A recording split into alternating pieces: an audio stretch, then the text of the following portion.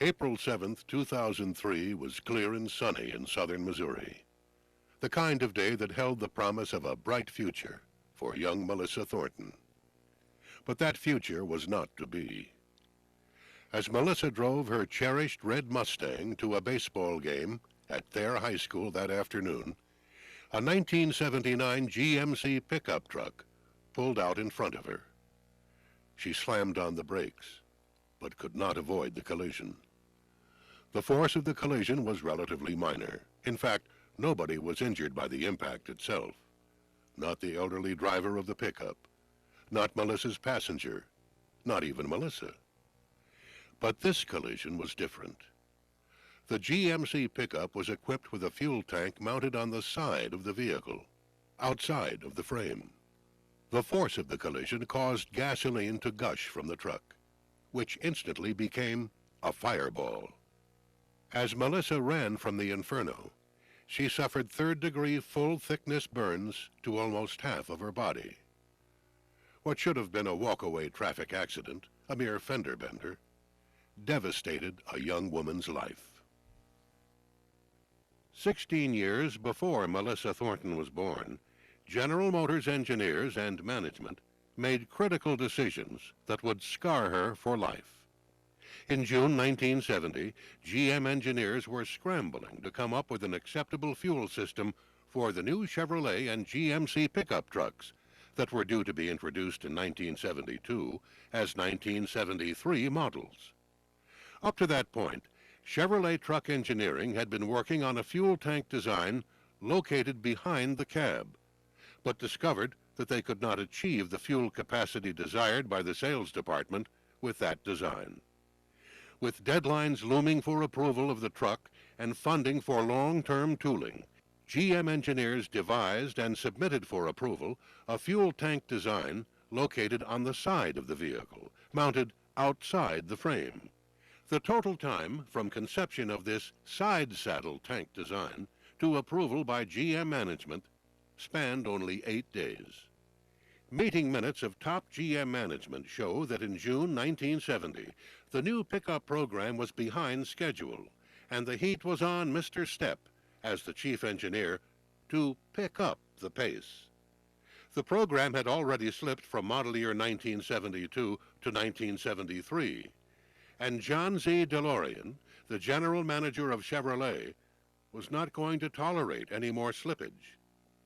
Adding to the pressure was the fact that GM's main competitor, Ford, was also developing a new pickup truck for 1973. The side saddle fuel tank location was dictated by the design of the truck's frame.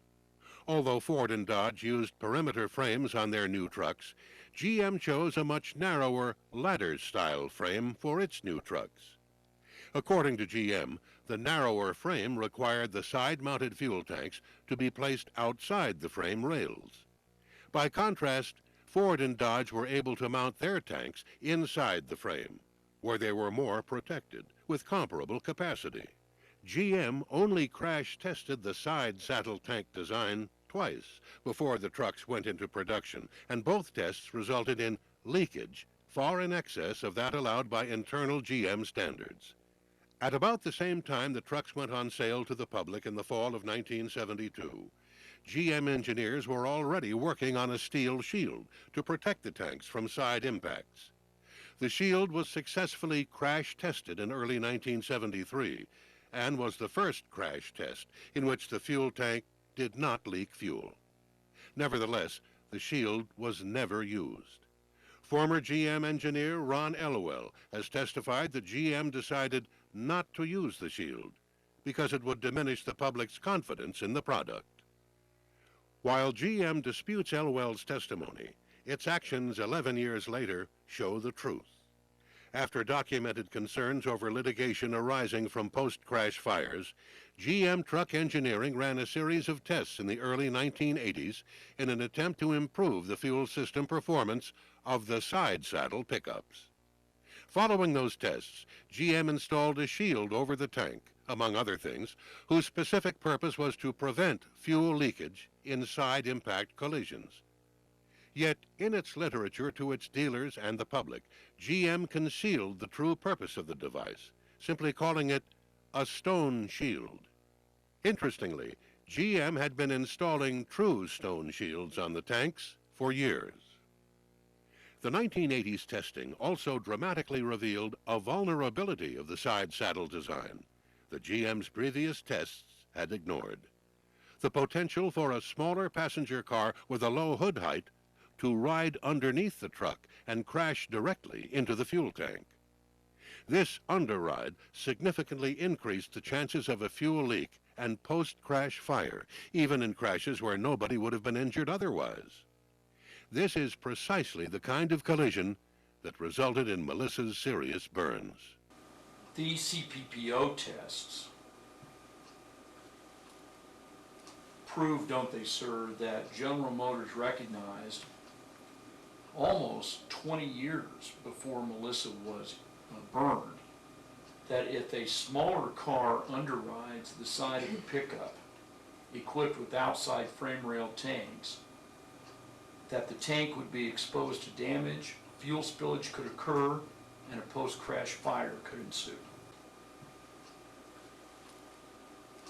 It's possible.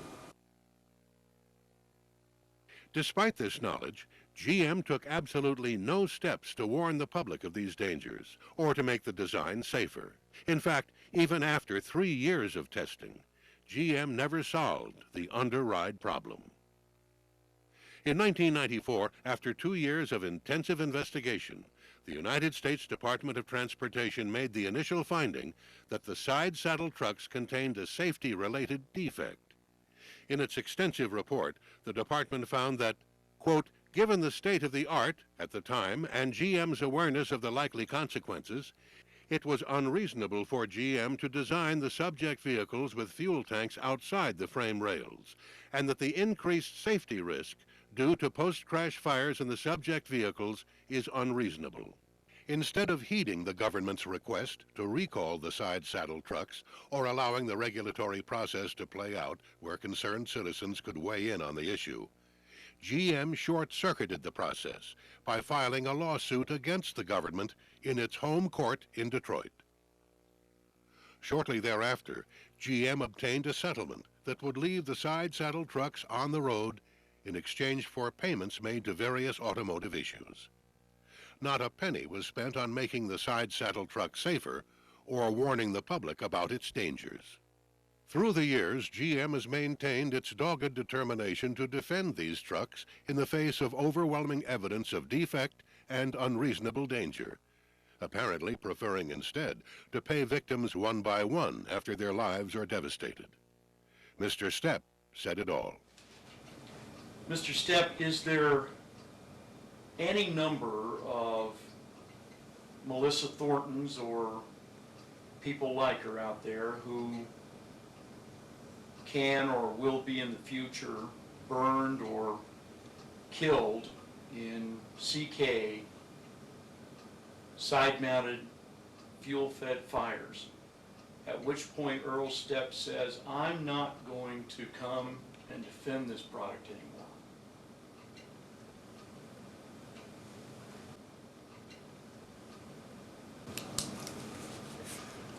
I'm committed to defend this product till I die. It's a good product, it's a safe product, and I'm proud of it. So what you're telling us is that there's no number of people who could be maimed or killed as a result of fuel-fed fires involving the CK pickup, at which point Earl Stepp says, I'm not going to do this anymore. I can't foresee that happening, no.